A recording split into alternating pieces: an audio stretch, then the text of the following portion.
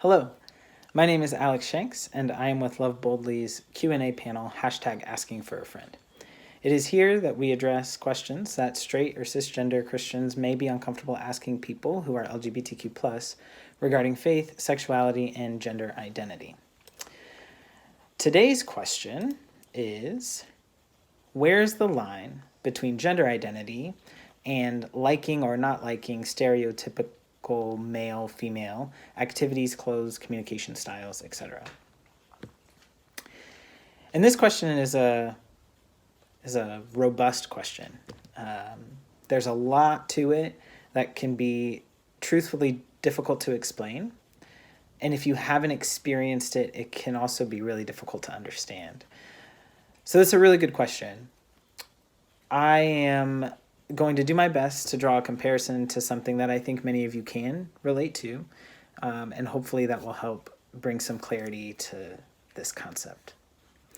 So gender identity, my gender identity, is something that I understand to be a deeply rooted part of my sense of self. It is part of the essence of who I am, that I am a man.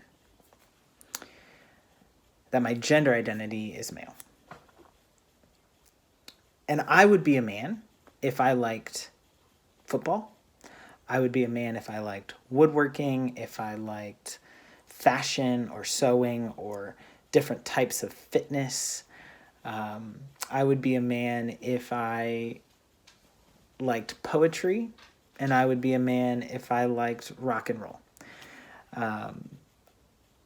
My interests in activities or other forms of entertainment are not dictated by my gender identity. At the same time, society tends to try to dictate what I should or should not be interested in because of my identity as a man. So, our society, in the United States of America, would tell me that I should not wear skirts, I should wear pants, that my suit jackets should be longer than a woman's suit jackets, that the cut on my polos should be different than that of a woman, that the pockets of my jeans should be deeper for some reason than a woman's jeans are. And that is the societal influence on what men and women should or should not wear or like. If we were in a different culture, those influences would be different, but my identity as a man would still be that of a man. So I think it's really important to recognize that separation, because so often in young people's journeys to really embracing their sense of self, there's confusion amongst what they should or shouldn't like. And we can create confusion around gender identity as well by forcing certain interests on young people, either intentionally or unintentionally. So there is a difference. There's a distinct difference between someone's interests or their expression of who they are from the essence of who they are.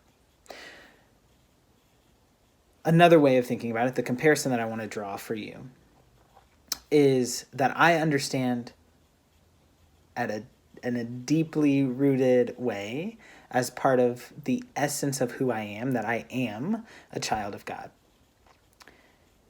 And nothing that I do or say or think will change the fact that I am a child of God. I choose to express my understanding of my identity as a child of God by being a follower of Christ. I live my life in a certain way because I am a child of God. But I could express my understanding of being a child of God differently if I had different context for that belief. So So gender identity and my identity as a child of God are similar to each other, while my choice to be a follower of Christ, or my choice to, enjoy woodworking and poetry, is just a choice. It's a choice in how I express my understanding of my identity and my understanding of who I am. So, again, thank you for this question. I really hope that I was able to provide you all some clarity in the separation, the distinction between these two concepts. Know that it is difficult. This was a really great question, and that I personally, and that we at Love Boldly all really appreciate you asking.